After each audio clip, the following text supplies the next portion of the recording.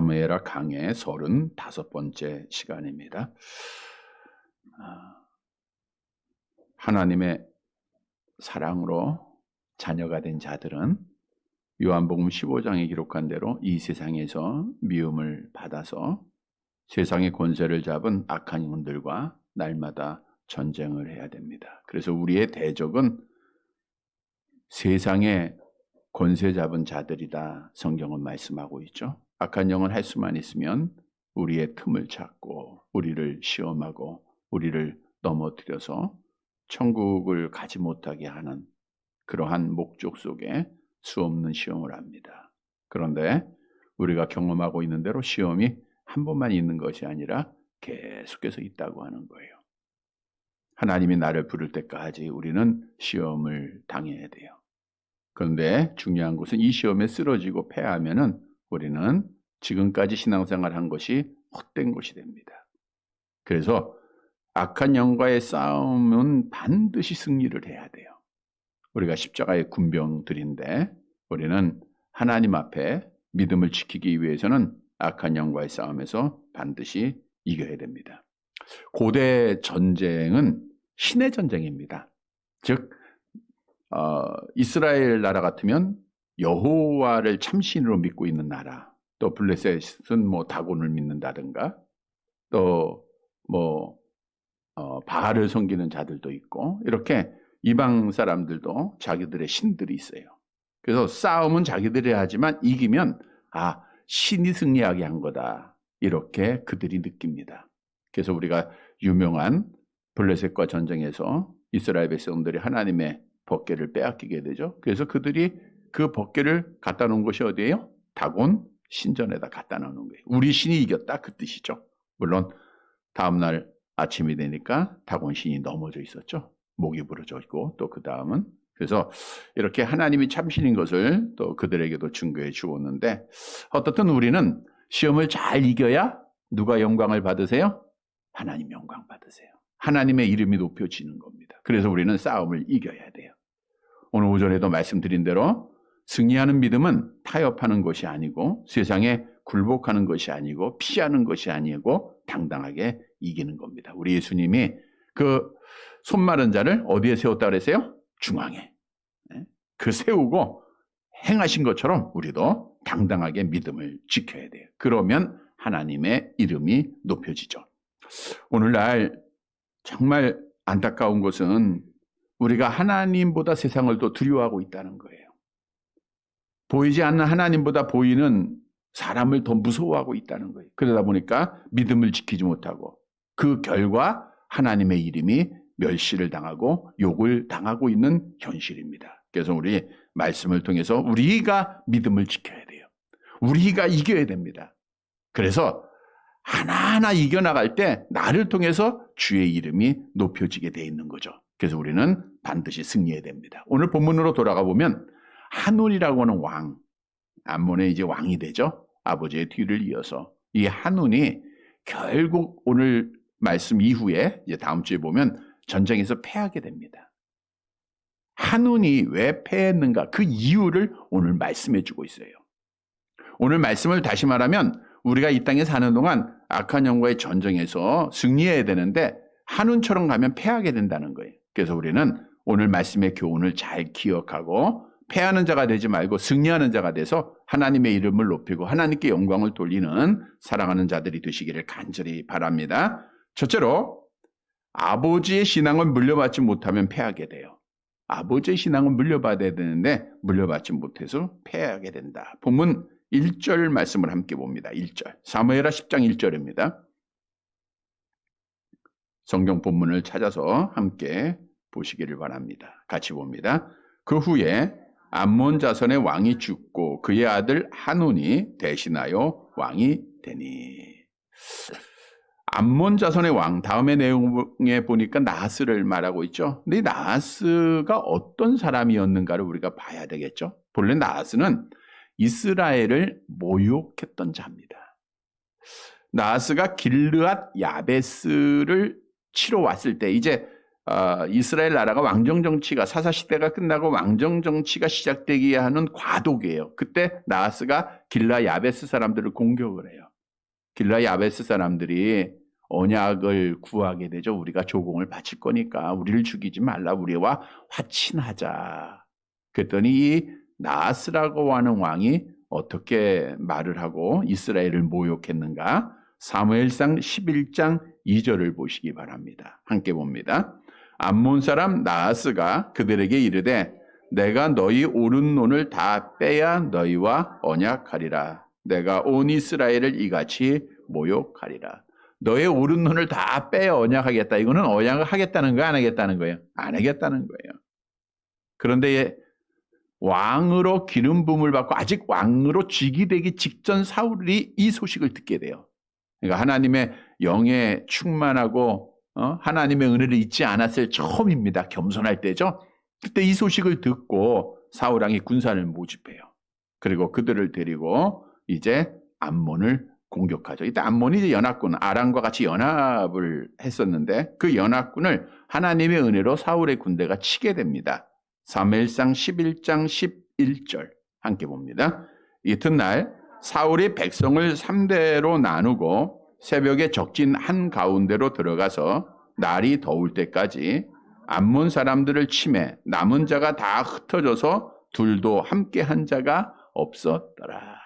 사울이 왕이 되기 전 이렇게 암몬과의 전쟁에서 승리를 해요. 아람과 연합군에서 승리를 합니다. 그래서 사울이 백성들로부터 신뢰를 얻고 이제 왕으로 취임을 하게 되죠. 자, 그런데 성경에 구체적으로 그 내용을 말씀하고 있지 않지만 2절의 말씀을 조금 후에 보겠지만 그 말씀의 내용을 보면 다윗이 나하스에 의해서 그의 아들에게 은혜를 베풀다 이런 말씀이 있다는 거예요. 다시 말하면 이 말씀은 다윗과 나하스가 나중에 화친 조약을 맺었다라고 하는 사실을 의미해주고 있는 겁니다. 자, 나하스는 암몬의 왕으로 우상을 섬기는 자였지만 전쟁에서 패하고 도망간 이후에 이스라엘이 섬기던 여호와가 진짜 신이구나 이걸 알게 돼요. 그래서 이제 다윗과 화친의 언약을 맺게 된다는 거죠. 그리고 시간이 지나서 이제 나하스가 죽고 오늘 본문에 보니까 그의 아들 한운이 왕이 되게 됩니다. 그런데 이 나하스의 아들 한운은 아버지가 다윗과 함께 맺었던 그 화친의 언약, 즉 아버지가 섬겼다기보다는 알고 어떻든 인정했던 거죠. 여호와가 하나님이라고 하는 사실을 알고 가졌던 그 믿음을 한우는 갖지를 않은 거예요. 그래서 아버지의 그 신앙을 본받지 못함으로 인하여서 결국 한우는 이스라엘과의 전쟁에서 패하게 되고 도망하게 되고 비참하게 되는 거예요. 자, 이 말씀을 영적으로 우리에게 주는 교훈입니다. 우리가 영적 전쟁에서 우리 자손들이 우리의 신앙을 물려받지 못하면 우리도 패하게 된다는 것을 반드시 알아야 된다는 거예요. 한운이 참신앙을 물려받았다라고 하면 당연히 믿음을 지키고 승리했을 거예요. 여호와 하나님을 모욕하거나 멸시하지 않았을 것 아닙니까? 그래서 오늘 우리 자손들에게 믿음을 유산으로 물려주어야 합니다. 사실 오늘날 신앙을 가진 부모들이 이 믿음을 물려주지 못할 때가 참 많아요. 유명한 신학자가 신앙의 가정에 태어난 것은 하나님이 주신 가장 큰 복이다라고 말했는데 이것은 그 자손들이 부모님의 신앙을 따라가게 돼 있다라는 거예요. 그래서 부모가 불교면 자녀도 불교가 되고 부모가 이단에 빠진 자들은 그 자녀들은 아무것도 모르고 이단에 가서 빠져서 정말 잘못된 길을 가게 되고 그러나 부모가 기독교면 자녀도 당연히 뭐 해야 돼요? 기독교가 돼야 돼요. 그런데 기독교의 부모들은 그 자녀들에게 기독교의 신앙을 유산으로 물려주기보다는 아니 세상에서 잘 살다 보니까 세상 것을 먼저 할 때가 참 많아요. 하나님 앞에 주일을 성수하는 것보다 학교의 시험이 더 중요하고 학교의 성적이 더 중요하고 하나님을 섬기는 것보다 좋은 대학에 가는 것이 더 중요하고 하나님을 섬기는 것보다 좋은 직장에 가는 게 더 중요하고 그러한 개념 속에 살다 보니까 우리 자녀들이 사실 믿음에서 떠난 경우가 너무나도 많이 있습니다. 자, 그런데 자녀들이 믿음에서 떠나면 결국 자녀만 망하는 게 아니라 부모들도 매우 어렵다는 거예요. 우리가 이번 코로나로 인하여서 정말 믿음을 지켜가고 있지만 믿지 않는 자녀들에 의해서 우리 권사님들이 어려움을 겪는 경우도 있어요. 하나님을 온전히 신앙하지 못하는 믿음의 자녀들이 이제 교회 가는 것을 금하기도 하고 비난하기도 하고 이러한 일들을 우리가 보게 돼. 이거 한 가지 예지만 어떻든 영적으로 하나가 되지 못하고 자녀가 믿음이 없으면 어떻든 마찰이 이루어지게 돼 있어요. 여러분, 그래서 내가 끝까지 믿음을 지키기 위해서 우리 자손들이 복을 받기 위해서는 우리 자녀들에게 반드시 신앙을 유산으로 물려주어야 한다는 거예요. 우리가 잘 알고 있는 엘리의 두 아들을 보세요. 엘리는 직업이 뭐예요? 제사장이에요. 정말 하나님 앞에 택함을 받고 하나님 앞에 기름을 받고 하나님 앞에 백성들을 대신해서 제사하는 제사장이었다는 거예요. 제사장이다 보니까 그의 두 아들도 제사장이었겠죠? 성경도 우리에게 말씀하죠. 사무엘상 1장 3절 함께 봅니다. 엘리의 두 아들 홈리와 비느하스가 여호와의 제사장으로 거기에 있었더라. 그러니까 아버지가 제사장이면 아들도 제사장으로서 제사장의 일을 감당하는 거예요. 근데 이 두 아들은 어떤 사람이에요? 사무엘상 2장 12절 계속 봅니다. 엘리의 아들들은 행실이 나빠 여호와를 알지 못하다. 하나님을 알지 못하고 제사장 일을 하는 거예요. 그러니까 하나님은 무시하고 멸시하고 제사를 멸시하고 자기 방법대로 자기의 이익을 위해서 자기가 취하고 그러다 보니까 결국 블레셋과의 전쟁에서 한 날 두 아들이 죽고 그 소식을 들었던 아버지도 어떻게 돼요? 의자에서 자빠져서 목이 부러져 죽었어요. 한 날에 온 가족이 다 죽은 거예요. 그 이유는 엘리 제사장이 자기의 아들들에게 신앙을 물려주지 못했기 때문에 그래요. 당시에 권력을 가지고 가장 좋은 학원도 보내면서 가장 좋은 환경에서 자녀들을 열심히 키웠을 거예요. 그러나 신앙을 물려주지 못했어요. 이것이 그 가정의 화가 된 거예요. 오늘 본문의 한은도 마찬가지입니다. 따라서 우리가 끝까지 성공하기 위해서는 반드시 자녀에게 가장 중요한 신앙을 물려줘야 돼요. 우리가 이 땅에서 우리 자녀들이 돈을 얼마나 벌고 얼마나 성공하고 좋은 직장 가고 어느 대학 나오고 여기에 개념보다 우리는 내 자녀가 여호와를 경외하고 있는가, 내 자녀가 하나님 앞에 예배하고 있는가, 이거를 더 중요하게 여기고 이 자랑을 우리가 참된 자랑으로 알아야 된다는 거예요. 여러분, 우리 자녀들이 여호와를 경외하고 신앙생활 잘하고 있습니다. 교회 잘 다니고 있습니다. 이렇게 자랑하는 성도들이 되시기를 바랍니다. 이것이 복 받는 거예요. 나도 복을 받고 우리 후손들도 복을 받는 거예요. 여러분들이 많이 기도하고 있는데 그 기도의 제목이 꼭 이루어지기를 바랍니다. 자, 그러면 어떻게 우리가 자녀들에게 신앙을 유산으로 물려줄 수 있는가? 먼저는 자녀들에게 부지런히 가르쳐야 돼요. 신명기 6장 7절 말씀 함께 봅니다. 내 자녀에게 부지런히 가르치며 집에 앉았을 때든지 길을 갈 때든지 누워있을 때든지 일어날 때든지 이 말씀을 강론할 것이며 내 자녀에게 부지런히 가르치라 그랬어요. 항상 말씀 가르쳐야 돼. 이게 부모의 사명입니다. 근데 자녀가 우리가 머리가 커졌다 그러죠. 그럼 말 잘 들어요? 안 들어요? 잘 안 들어요. 그래도 우리는 부모의 사명은 가르치는 사명입니다. 사실 부모의 입장에서 보면 그렇다 그래요. 아무리 자녀가 60이 되고 70이 되고 100살 난 그 엄마가 80살 난 아들을 보고 아이라 그러잖아요. 그러니까 부모는 항상 자녀들이 아이예요. 이 말은 부모는 부모로서의 사명이 있는 거예요. 가르치는 사명이 있는 겁니다. 성경에서 말씀한 대로 말씀 가르치세요. 우리가 기도도 하지만 하나님의 말씀을 잘 가르쳐야 돼요. 마땅히 행할 길을 가르치라. 그래야면 늙어서도 그 길을 떠나지 않는다 그랬죠? 우리가 그 기회는 놓쳤는지 모르지만 지금이라도 계속 말씀으로 전하는 것밖에 없습니다. 이렇게 우리가 말씀을 잘 가르칠 때 우리 자녀들이 믿음에서 자라나는 거예요. 우리 부모들 잘 알아야 됩니다. 모세가 왕궁에서 자라죠? 애굽의 왕궁이에요. 근데 그가 어떻게 히브리 민족을 위해서 쓰임받는 지도자가 될 수 있었죠? 어머니 요게벳이 품 안에서 히브리 교육을 한 거예요. 이게 굉장히 중요합니다. 그래서 결국 모세는 내가 히브리 사람인 것을 알고 히브리 민족을 위해서 하나님 앞에 쓰임받는 자가 되었잖아요. 우리가 디모데가 훌륭한 신앙을 가진 자죠. 근데 디모데의 그 믿음이 누구로부터 왔어요? 디모데 후서 1장 5절 말씀 함께 봅니다. 이는 내 속에 거짓이 없는 믿음이 있음을 생각함이라. 이 믿음은 먼저 내 외조모 로이스와 내 어머니 유니게에 속하여 있더니 내 속에 있는 줄을 확신하노라. 여러분의 그 믿음, 그 하나님에 대한 그 사랑이 여러분 자손들에게, 후손들에게 계속 이어져야 돼요. 이것이 얼마나 큰 복입니까? 이것이 하나님께서 우리에게 주시는 은혜예요. 성도 여러분, 이 복 받아야 됩니다.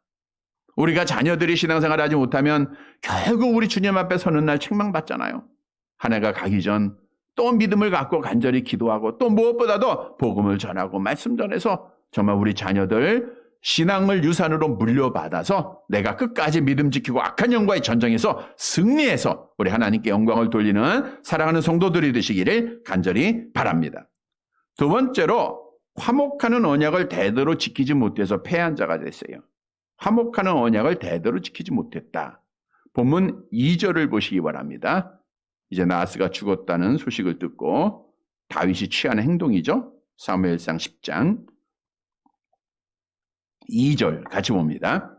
다윗이 이르되 내가 나하스의 아들 한온에게 은총을 베풀되 그의 아버지가 내게 은총을 베푼 것 같이 하리라 하고 다윗이 그의 신하들을 보내 그의 아버지를 조상하라 하니라. 다윗의 신하들이 암몬 자손의 땅에 이르매. 다윗이 나하스가 죽었다는 소식을 듣고 이제 조문사절단을 보내게 됩니다. 근데 그 이유가 있어요. 내가 나하스의 아들 한온에게 은총을 베푸는데 왜냐하면 그의 아버지가 내게 은총을 베풀었기 때문이다. 근데 이 말씀을 문자적으로 해석해 보면 나하스에 의해서 다윗이 많은 은혜를 받은 것으로 이렇게 우리가 이해할 수 있습니다. 근데 오늘 원문에 은총을 베풀다 이것은 언약의 책임을 수행하다 이런 뜻이에요. 앞에서 언급해 드린 대로 나하스와 다윗은 화친의 언약, 화목의 언약을 맺었던 거예요. 그게 은혜죠. 그 은혜를 계속해서 베푼다라는 것은 아버지 나하스와 맺었던 화친의 언약을 그 아들 한온과도 계속해서 이어지기를 다윗은 원했다는 거예요. 그래서 조문사절단을 보내서 그 아버지를 조상하라. 조상하라라는 것은 위로하라, 조문하라 이런 뜻을 가지고 있는 거예요. 다윗이 사절단을 보낸 근본 이유는 나하스의 죽음에 대한 조의를 표하는 동시에 아버지 나하스와 내가 지금 화친의 언약을 맺었으니까 너도 나와 화친의 언약을 계속해서 맺어가야 된다고 하는 것을 의미하고 있는 겁니다. 그런데 한온은 그 언약을 지켜야 안 지켜요? 안 지키죠. 그래서 그는 패한 자가 되고 망한 자가 된 거예요. 자, 이 말씀을 통해서 영적으로 우리에게 주는 교훈이 있습니다. 언약은 대대로 지켜져야 되는데 그 언약이 지켜지지 아니할 때 우리는 패하게 돼요. 우리는 망하게 된다는 거예요. 화목하는 언약을 잘 지켜야 받고 얘기하면 복을 받게 된다는 거예요. 여러분, 이 언약을 대대로 잘 지킨 자가 다윗입니다. 그렇죠? 다윗은 사실 누구하고 언약을 맺었어요? 요나단하고 언약을 맺었잖아요. 근데 그 언약은 누구 앞에서? 하나님 앞에서 한 것이기에 그 언약을 누구에게 지켜요? 그 아들 무비보셋에게 지키지 않습니까? 그래서 다윗이 복을 받은 거예요. 믿음을 지키고 승리하는 자가 된 겁니다. 시편 132편 12절을 볼까요? 같이 봅니다. 내 자손이 내 언약과 그들에게 교훈하는 내 증거를 지킬진대 그들의 후손도 영원히 내 왕위에 앉으리라 하였더라. 얼마나 복을 받았어요. 다윗이 언약을 지킨 것이 왜 복이 되느냐? 사실 다윗이 왕이 되고 그 통합 왕국을 이루는데 사울의 손자였던 무비보셋에게 은혜를 베푸는 것을 백성들이 다 보는 거예요. 요나단과의 지켰던 약속을 그들이 보는 거예요. 그러다 보니까 백성들이 다 북쪽에 이스라엘이든 유다든 다 하나가 되어서 다윗을 섬기는 거예요. 이렇게 언약을 잘 지키니까 백성들이 하나가 되고 나라가 든든해지고 싸움에서 승리하는 자가 되는 거예요. 그리고 하나님의 약속대로 그 후손이 영원히 왕위에 앉게 되는 귀한 복이 있지 않았습니까? 여러분, 하나님과 나 사이에 맺은 언약, 우리가 여호와 앞에서 맺은 언약은 우리 대대로 지켜져야 될 언약임을 성경은 말씀하고 있습니다. 창세기 17장 7절 함께 봅니다. 내가 내 언약을 나와 너 및 내 대대 후손 사이에 세워서 영원한 언약을 삼고 너와 네 후손의 하나님이 되리라. 언약을 잘 지키면 하나님이 되는 거예요. 그러면 우리는 승리하는 겁니다. 여러분, 하나님은 화목을 원하시는 분이다라고 말씀하고 있죠. 오늘 오전에도 말씀드렸잖아요. 우리는 본래 하나님과 화목되도록 창조했지만 아담의 타락으로 하나님과 화목이 끊어진 자들이었다. 그래서 하나님은 그 아들을 뭐로 보냈다? 화목제물로 이 땅에 보내셨다. 우리 요한일서 4장 10절 말씀 한번 같이 볼까요? 잘하는 말씀 봅니다. 같이 봅니다. 사랑은 여기 있으니 우리가 하나님을 사랑한 것이 아니요 하나님이 우리를 사랑하사 우리 죄를 속하기 위하여 화목제물로 그 아들을 보내셨습니다. 그래서 예수님은 보내심을 받고 이 땅에서 십자가를 지세요. 십자가를 통해서 죄로 타락한 우리를 하나님과 뭐 했어요? 화목하게 하셨다. 말씀을 여러 번 드립니다. 에베소 2장 16절 함께 봅니다. 또 십자가로 이 둘을 한 몸으로 하나님과 화목하게 하려 하심이라. 원수된 것을 십자가로 소멸하고. 그래서 하나님과 맺은 이 화목의 언약은 영원히 지켜야 될 언약이에요. 우리는 먼저 하나님과의 화목의 언약을 자손 대대로 잘 지켜야 됩니다.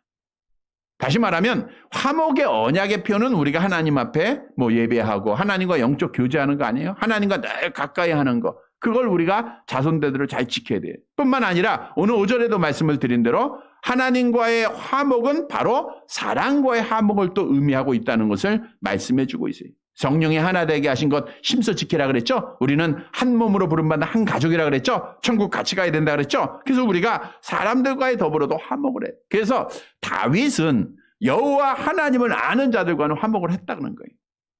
여호와가 참신인 것을 아는 자들과는 화목을 했어요. 근데 화목이 그 후손들도 이어져야 되는 거예요. 근데 그것을 잊지 못함으로 한눈이 패하게 된 거예요. 여러분, 성경은 언약을 대대로 지킬 때 하나님이 이렇게 복을 약속하죠. 이사야서 55장 3절 같이 봅니다. 너희는 귀를 기울이고 내게로 나와 들으라. 그리하면 너희의 영혼이 살리라. 내가 너희를 위하여 영원한 언약을 맺으리니 곧 다윗에게 허락한 확실한 은혜니라. 이 언약은 영원한 언약이에요.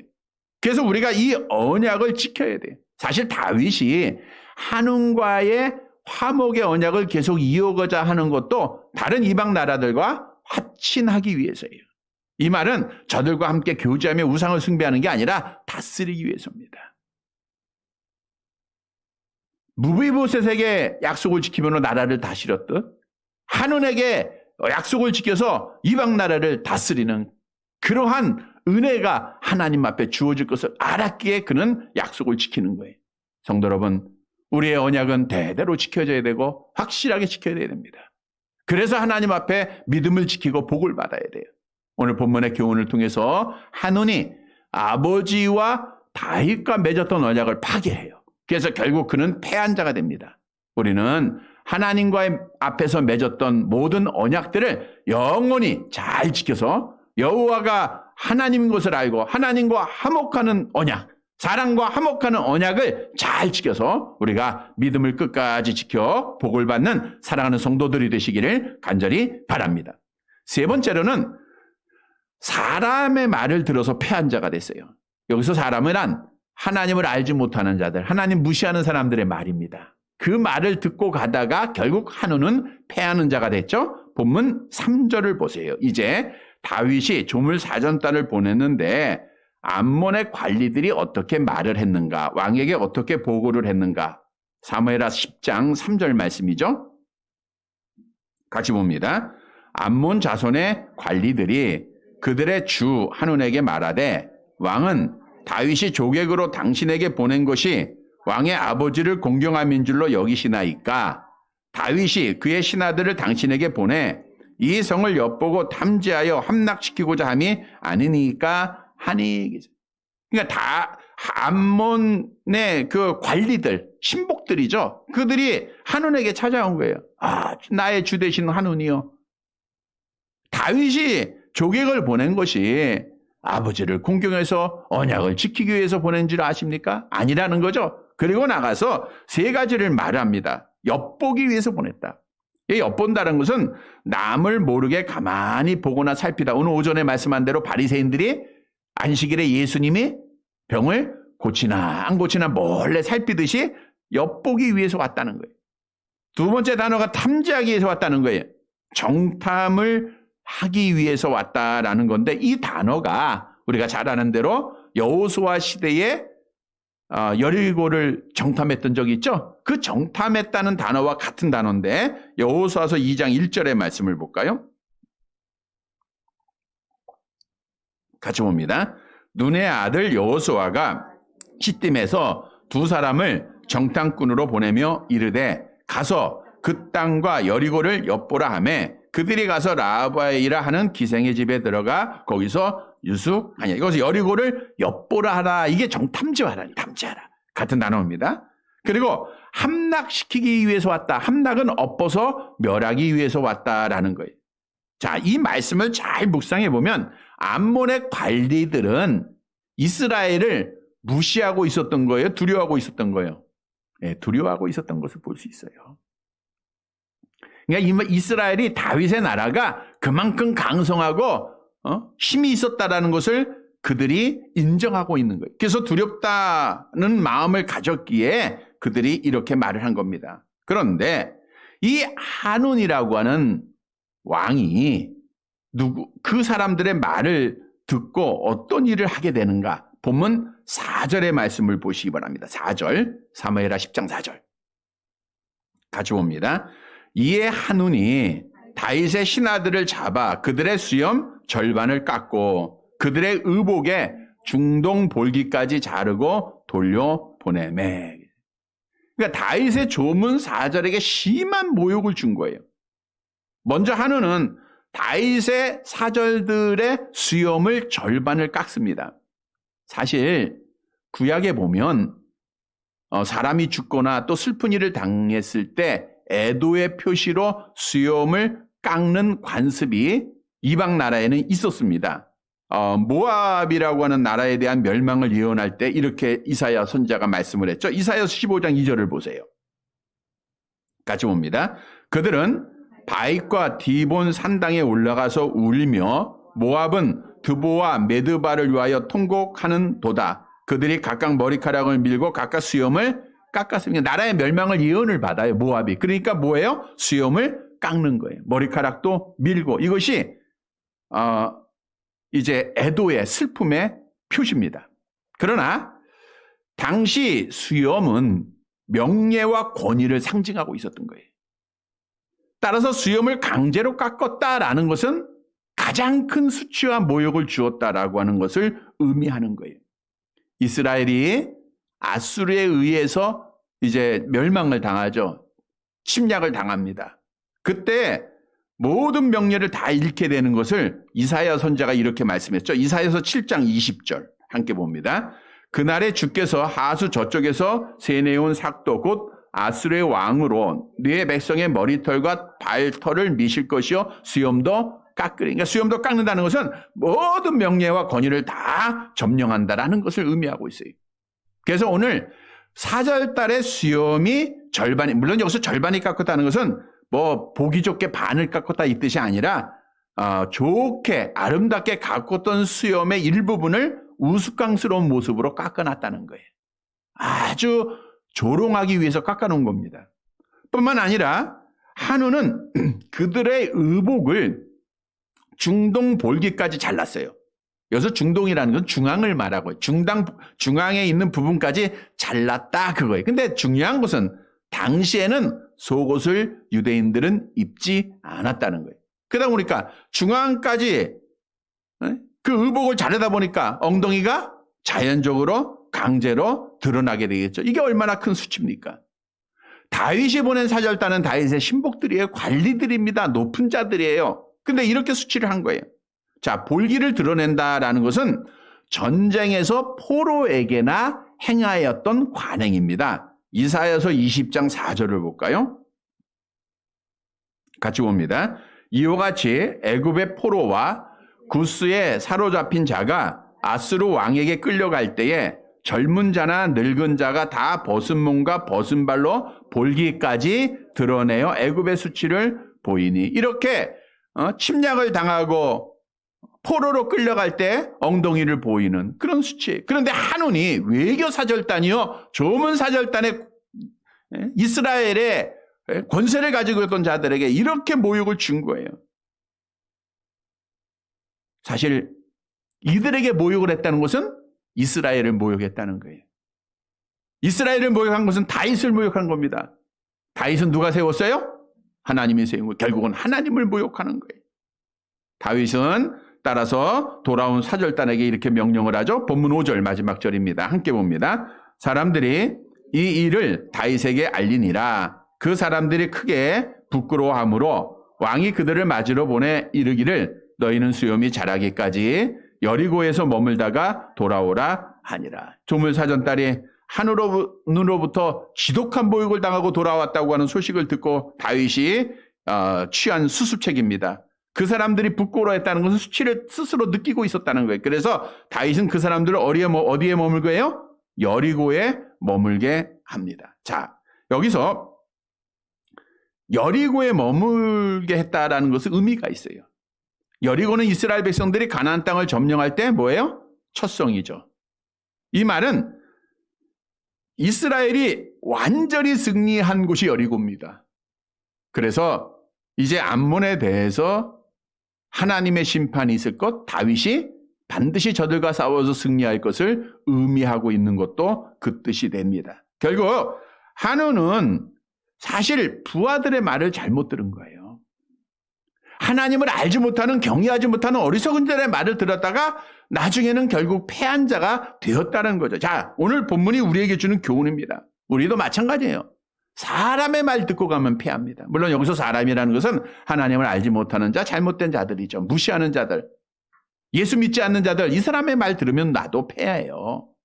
예수 믿지 않는 자들의 가족의 말을 들으면 나도 패합니다. 하나님을 경외하지 못하고 알지 못하는 자들의 말 듣고 가면 나도 그 길을 따라가게 돼 있는 거예요.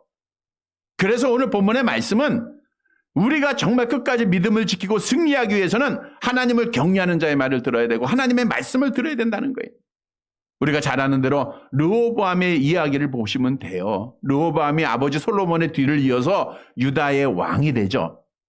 그때 여로보암과 온 백성이 르호보암 앞에서 이렇게 약속을 해요. 열왕기상 12장 4절 말씀 함께 봅니다.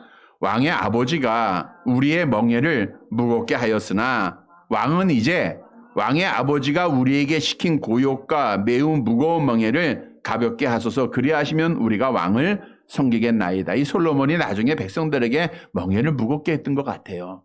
그러니까 온 백성이 나와서 우리의 멍에를 좀 가볍게 해달라. 그럼 우리가 당신을 왕으로 다 섬기겠다. 이 약속을 받고 르호보암이 아버지와 함께 있던 여호와를 경외하는 노인들에게 물어봅니다. 내가 어떻게 답을 해야 합니까? 그때 노인들이 이렇게 답을 주죠. 열왕기상 12장 7절 함께 봅니다.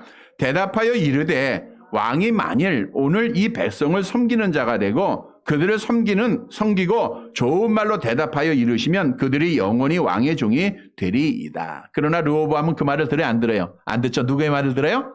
하나님을 알지도 못하는 자기와 함께 자란 어린아이들의 말을 들어요. 그리고 뭐라고 마지막 저들에게, 백성들에게 말하게 되죠? 열왕기상 12장 14절 함께 봅니다. 어린 사람들의 자문을 따라 그들에게 말하여 이르되 내 아버지는 너희의 멍에를 무겁게 하였으나 나는 너희의 멍에를 더욱 무겁게 할지라. 내 아버지는 채찍으로 너희를 징계하였으나 나는 정갈 채찍으로 너희를 쟁취하리라 하니라. 얼마나 어리석은 대답입니까? 르호보암이 하나님을 경외하는 믿음의 사람의 말을 들어야 되는데 하나님을 알지 못하는 잘못된 말을 들었다가 결국은 이스라엘이 둘로 나뉘어져요. 여로보암을 중심으로 10지파가 북이스라엘을 만들고 초라하게 르호보암은 유다의 2지파를 가지고 유다라고 하는 나라의 왕이 되고 말아요. 여러분, 하나님을 알지 못하는 자들의 말을 듣고 따라가면 다 저주받는 거예요. 그래서 우리는 하나님을 아는 자, 정말 하나님의 말씀을 들어야 돼요. 우리는 다 연약합니다. 연약하죠? 양으로 비유하고 있잖아요. 양은 스스로 할 수 있는 게 없어요. 목자가 끄는 대로 가는 거예요. 예를 들어 목사가 동성애를 우리가 사랑으로 포장하고 용납한다고 하면 양들은 어떻게 돼요? 그냥 인정하고 가는 거예요. 그럼 둘 다 어디로 가요? 하나님의 가증히 여기는 거니까 멸망의 길로 가는 겁니다. 목자가 비대면 예배가 성경적이다 이렇게 포장해서 설교를 하면 아 그렇구나, 그게 정말인 거구나, 참인가구나, 따라가요. 따라가다가 망하는 거예요. 낙태가 죄가 아니다라고 설교하는 자들이 수가 없습니다. 그거 따라가면 망하는 거예요. 멸망의 길로 가는 겁니다. 우리 양들은 목자가 이끄는 대로 가요. 이리 가라 그러면 저리 가고, 이리 가고 저리 가라 그러면 저리 가는 거죠. WCC를 목자가 찬성하면 우리도 모르고 따라가는 거예요. 그 길은 망하는 길이에요. 지옥 가는 길입니다. 그래서 우리가 뭘 따라가느냐, 이게 중요한 거예요. 잘 따라가야 돼요. 그래야 끝까지 믿음을 지킵니다. 여러분, 우리의 목자는 누구예요? 시편 23편 1절 암송해 봅니다. 여호와는 나의 목자시니. 누가 우리의 목자예요? 여호와가 나의 목자예요. 요한복음 10장 14절에 보니까 예수님은 나는 뭐라? 선한 목자라. 그러니까 우리 누구만 따라가면 돼요? 우리 주님만 따라가요. 성경만 따라가면 되는 거예요. 여호와의 말씀만 따라가면 되는 겁니다. 세상 사람들이 그 말씀을 잘못 해석하고 포장한다고 해서 거기에 따라가지 말고 하나님의 말씀대로 하면 돼요. 말씀대로 주일 성수하면 되고 말씀대로 우리가 지켜가면 돼요. 저녁 예배도 말씀대로 지키면 되는 겁니다. 그래도 지금은 바쁜 세상이니까 가정들이 모일 수 없는 시간이 없고 그래서 주일날 오후에 가정 예배로 드리고 그래서 저녁 예배는 안 드리고 다 멸망의 길로 인도하는 말들이에요. 성경에 없는 거 하는 거 따라가면 우리 다 망해요. 여자 목사도 마찬가지고요. 성경에 없는 거예요. 우리는 신실하게 여호와만이 나의 목자요, 우리 예수님만이 나의 선한 목자이심을 알고 그분만 따라 그분의 말씀만 들어야 돼. 그러면 승리합니다. 이런 성도들이 되시기를 바랍니다. 말씀을 정리해 드리겠습니다. 여러분, 주님이 나를 부를 때까지 우리는 영적 전쟁에서 승리해야 돼요. 오늘 본문의 말씀은 한온이라고 하는 자가 왜 전쟁에서 패했는가를 우리에게 영적으로 교훈해 주고 있어요. 왜 패했어요? 아버지로부터 신앙을 물려받지 못했어요. 언약을 깨쳤기 때문에. 그리고 사람의 말을 들었기 때문에. 하나님을 알지 못하는 사람의 말. 그거는 우리를 멸망의 길로 인도하는 겁니다. 사랑하는 성도 여러분, 오늘 말씀 따라 우리는 자녀들에게 신앙으로 유산을 물려줘야 나도 잘 되는 거예요. 내가 끝까지 믿음 지키는 겁니다. 이 진리를 꼭 알아야 돼요. 언약을 대대로 잘 지켜야 돼요. 주님의 음성만 따라가야 됩니다. 그래서 우리는 끝까지 믿음 지키고 싸움에서 승리해서 우리 하나님 앞에 영광을 돌리는 사랑하는 성도들이 되시기를 주님의 이름으로 간절히 바랍니다. 하나님 아버지, 수많은 시련과 영적 전쟁에서 우리에게 승리를 주신 여호와 하나님을 찬양합니다. 승리를 주셨기에 오늘도 이 저녁 하나님 앞에 나와 예배드리고 있음을 감사드립니다. 아버지 하나님, 앞으로 하나님이 부를 때까지 우리는 계속해서 영적 전쟁을 해야 합니다. 오늘 말씀을 꼭 기억하게 하옵소서. 한운이 아버지의 그 신앙을 이어받지 못하고 언약을 파괴하고 사람의 말을 잘못 들었다가 결국은 전쟁에서 패한 자가 되었듯 우리는 이 말씀의 교훈을 꼭 기억하여 우리 자녀들에게 신앙을 유산으로 물려주게 하시고 언약을 대대로 잘 지키고 여호와만이 나의 목자이심을 알고 여호와만 따라가고 우리 주님만 따라가는 자들, 그래서 끝까지 믿음을 지키고 악한 영과의 전쟁에서 승리하는 하나님께 영광을 돌리는 사랑하는 성도들 되어지게 하옵소서. 전능하신 주여, 이 시간도 이제 오늘 주일을 마치고 또 세상으로 보내십니다. 이번 주간에는 우리를 구원하기 위하여 이 땅에 오신 예수께서 오시는 성탄절을 맞이합니다. 하나님 아버지, 우리가 주님의 오심이 나에게 어떤 의미가 있는가를 묵상하며 한 주간을 잘 보내고 성탄절에 함께 모여서 우리가 예수의 나심을 축하하고 찬양하는 복된 성도들 되어지게 하옵소서. 하나님 세상을 이기는 자들 되게 하시고 특히 코로나로부터 우리 성도들 꼭 지켜주옵소서. 저들의 자녀들 지켜주시고 가정도 지켜주시고 이 나라를 주님께서 보살펴 주시옵소서. 하나님의 몸된 교회가 아버지의 하나님의 뜻을 이루고 하나님을 영화롭게 하는 교회가 되게 하옵소서. 오늘도 수고한 모든 자들, 기도하는 모든 자들 하나님께서 은혜로 갚아주시옵기를 간절히 바라옵고 예수님의 이름으로 기도드리옵나이다. 아멘.